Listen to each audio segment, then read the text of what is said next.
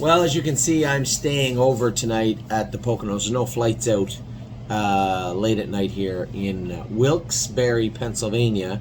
So I'm staying over for the night, which is could always be worse. Pretty decent day here. You know, as I generally do when we have a lot of horses in, I find myself dwelling on what could have been and not happy or focused on what was. Let's just talk about the races today. You know, a great day at Leamington. We went undefeated there. Watch Your Mouth look great. So great. Very, very happy for John, Julie, Louise, all the entire Evans family with this colt in particular. He raced good, looked good. Mario put on a bit of a clinic today. I think I saw him won at least four. Three of ours for sure. Jayport Beach Boy and McPaisley both raced good. You know, I like what I've been seeing from McPaisley. She, made a lot of breaks training down, but really looks smooth. For you to be able to leave like that and finish up your mile on a tight half-mile track, obviously she's feeling good, feeling better. So great job by them with those horses. As I said, Jayport Beach Boy looked very good also. So 3 behind the gate in Leamington. 3 winners. Good way to start the day. Now, activation race good. Beat fair and square, finished 4th. I know a lot of our partners say, I'd love to see him race off the pace. Well, the only horses I want to follow, one run and the other one got away last. So it was pretty hard to follow those two. Left him on the front and he got beat because they went in 57. Last quarter in 29 seconds. He raced good. The first over horse was a good horse. I watched him race last week at the Meadows too, I believe. And he only beat him a length and a quarter. He raced good. And no doubt he would race good from off the pace, from in a hole, in the 2-hole, in the 3-hole. But he's not going to trot in 56 right now. And I know there may be a number of my partners say, well, I think you're wrong. Well, I drive him, so there's that. He's just a nice horse. He reminds me of Austral. I said this before, but he does kind of make me feel he's a bit of a hybrid between Austral and Yes.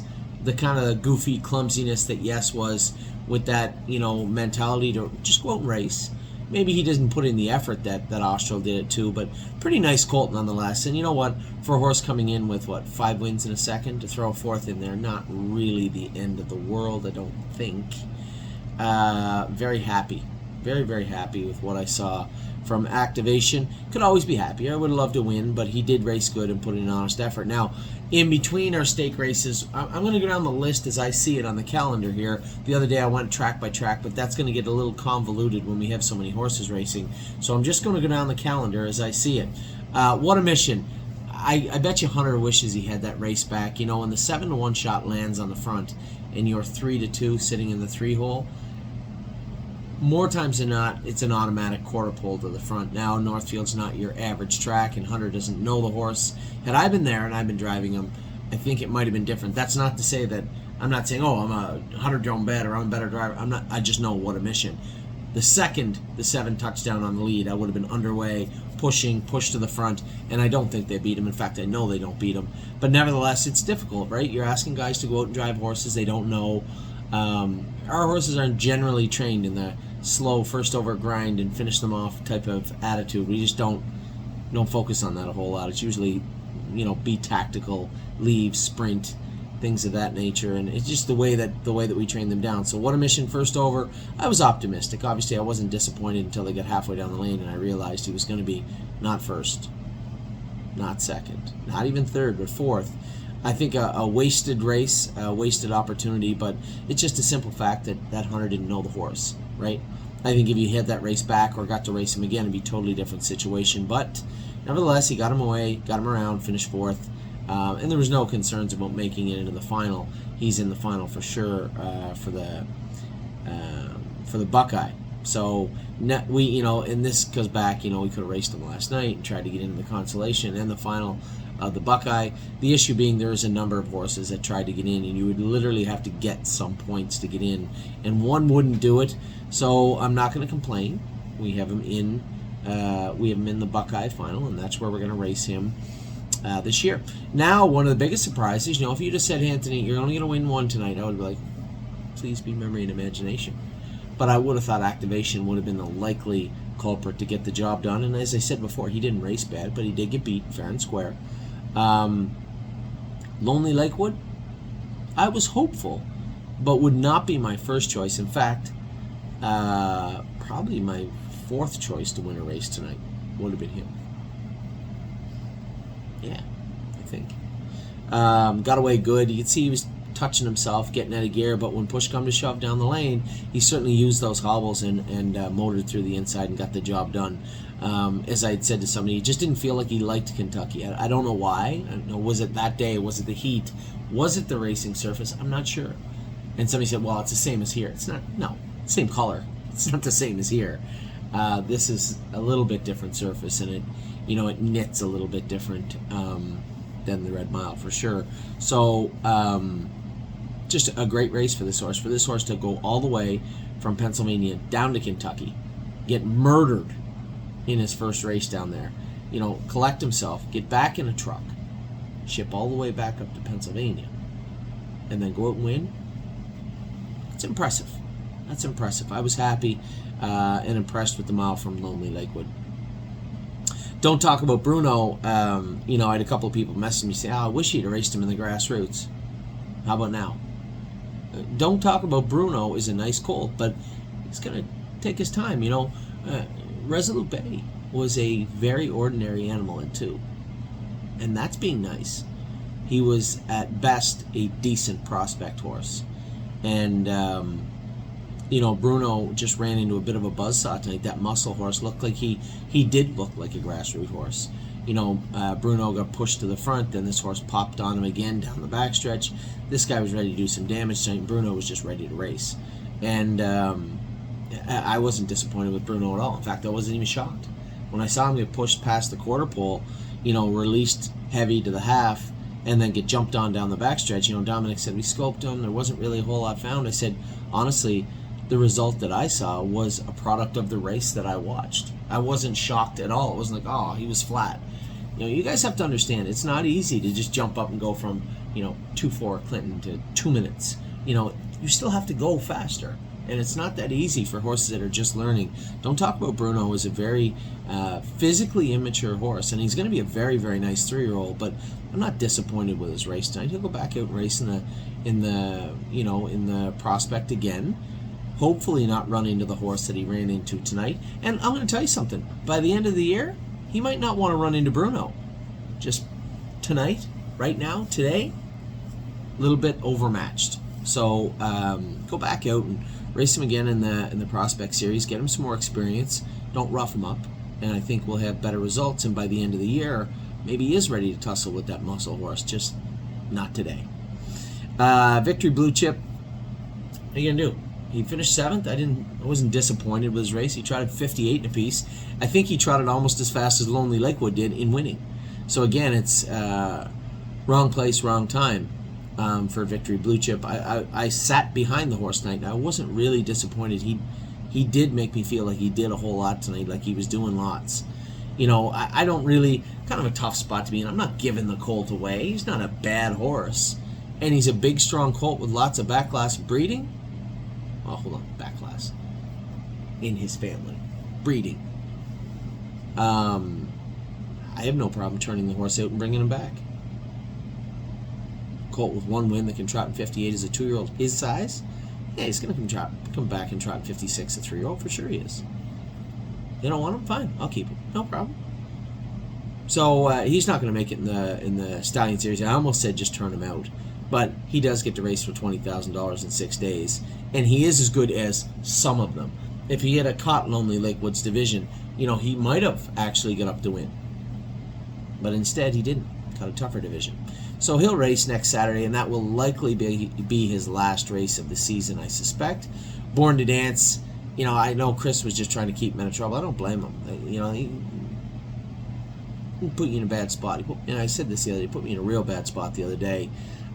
He was present. I said to Jason, don't worry about the Stallion Series. He can't make the final. Don't worry about it. If it looks like you make the Constellation, fine. But focus. We'll race him in a couple of fairs and put him away. Not worried about hurting his feelings. He's going to have to learn. And Born to Dance, probably catch a couple of fairs. And if it looks like he can make the Buckeye Constellation, which I doubt he can, then we'll race him in the remaining Buckeye at Delaware, I believe, is usually when they have it.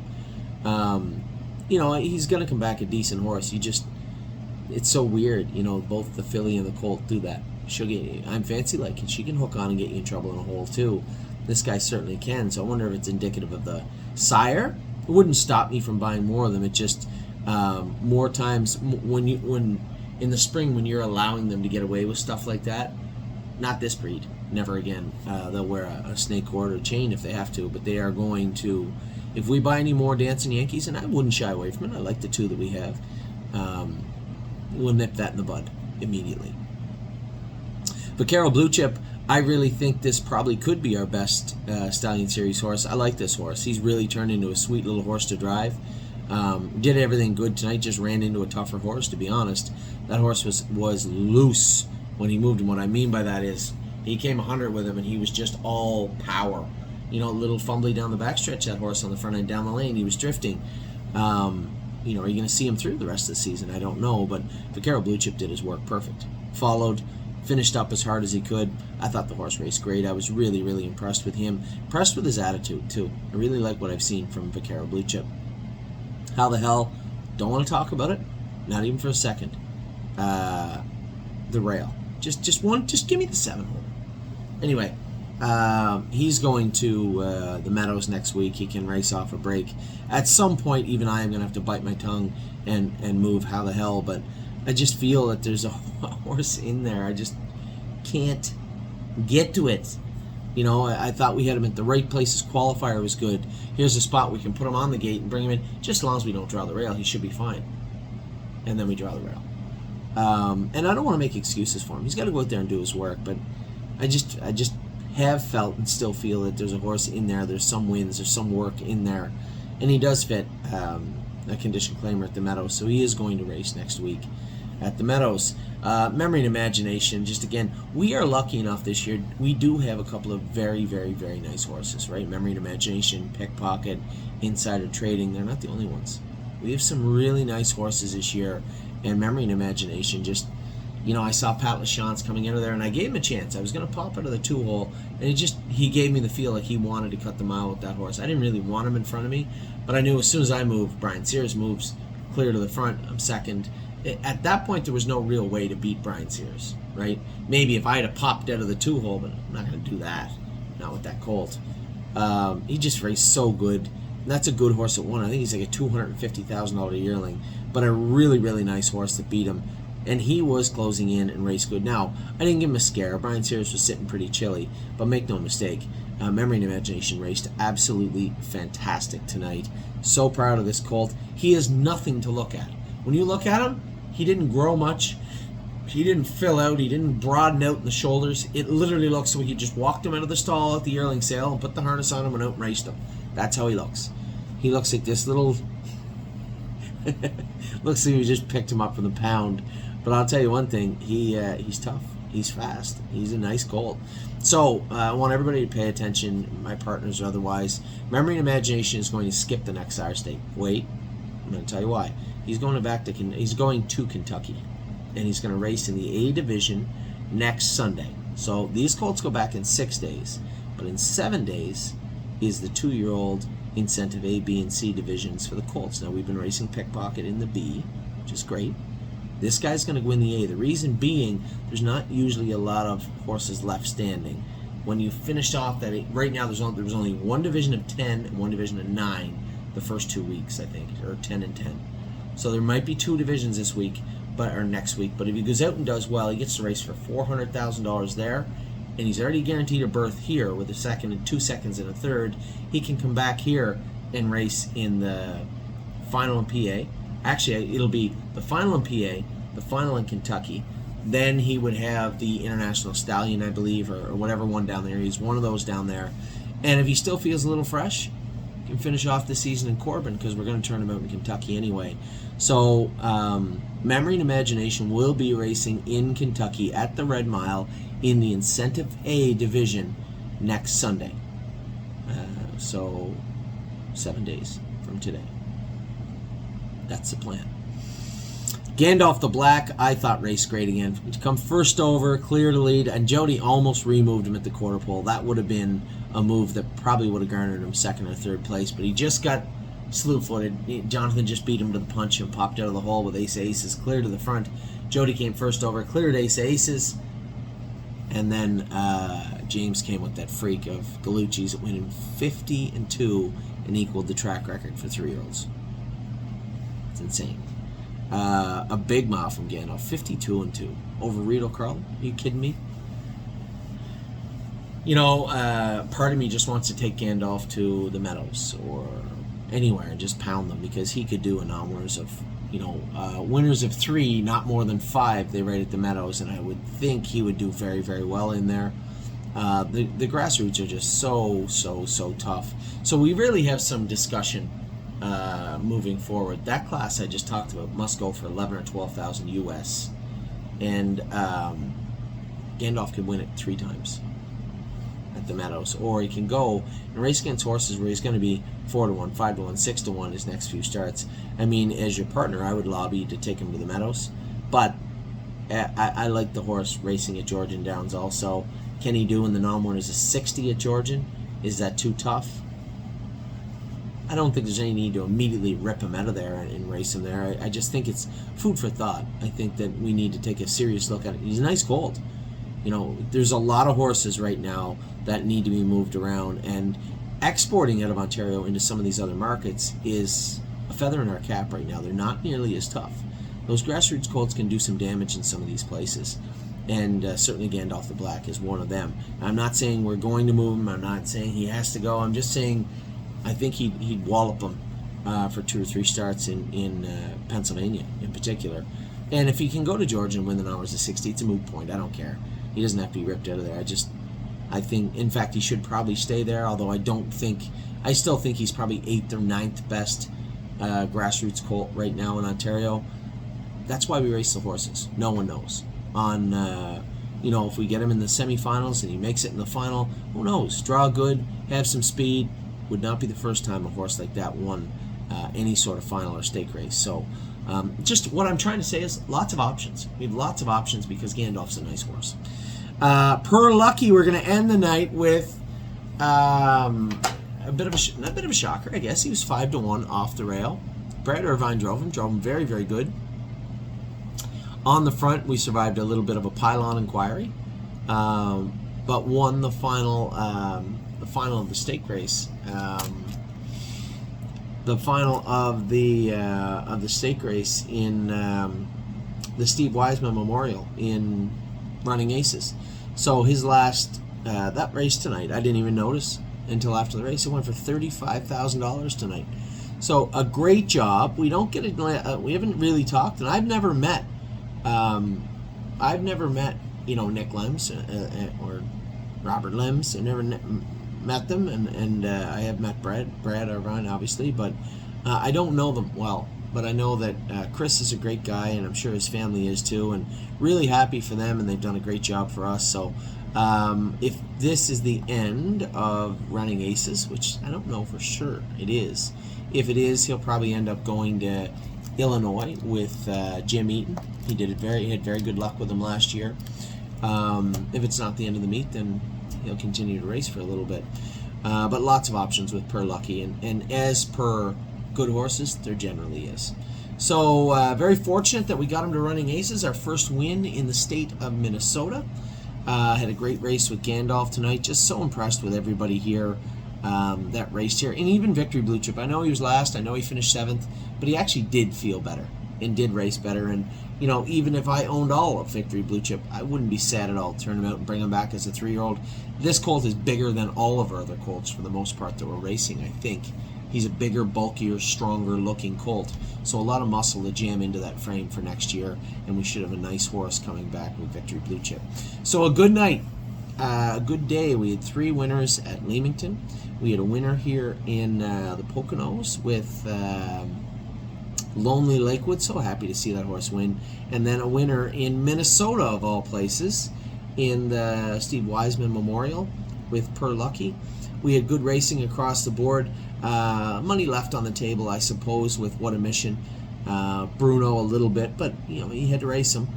Born to Dance kind of hardened himself. I can't really complain about that. And how the hell, as I said, don't want to talk about it. So with that, I will let you go. I will talk to you all very soon. Tomorrow's a new day. I got a flight back to Ontario. I am going to race Oakwood Cowboy tomorrow, and a horse for Ian Moore, I guess. And Really Don't Care races tomorrow. I know a lot of people saying, oh, so excited about Really Don't Care. Really Don't Care did tie up last week. She is going to be a little short going into tomorrow. Megan believes she's got her blood under control, but you had to work really hard to get there, and as you're working on that blood, you can't really work her that hard. So she's going to be a little short, maybe 90% going into tomorrow's race, but we're optimistic, hopeful and optimistic at the same time of her. My brother Mark is going to drive her at Monticello, so good luck to them. Oakwood Cowboy, I'd like to see a good race from him. He'll be in a bigger bike tomorrow. And White Tiger, interested to see how that will play out also. Lots going on as far as next week. They draw tomorrow for the Beal, so we'll see about Brace for Landing. We'll see about Crantini.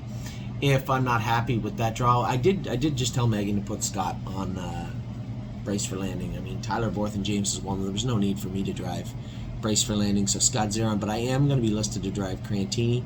If he draws in tough or doesn't draw in all or draws the outside, then I'll be staying at the Meadows to drive the Colts minus Memory and Imagination next Saturday. And next Sunday, I'm right here, right back here, to race Insider Trading, Flash Fly, and Pull the Shoes.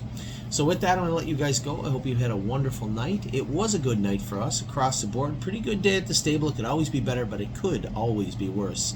5 winners. 5 winners in three different jurisdictions tonight out of the stable. Good job. Take care.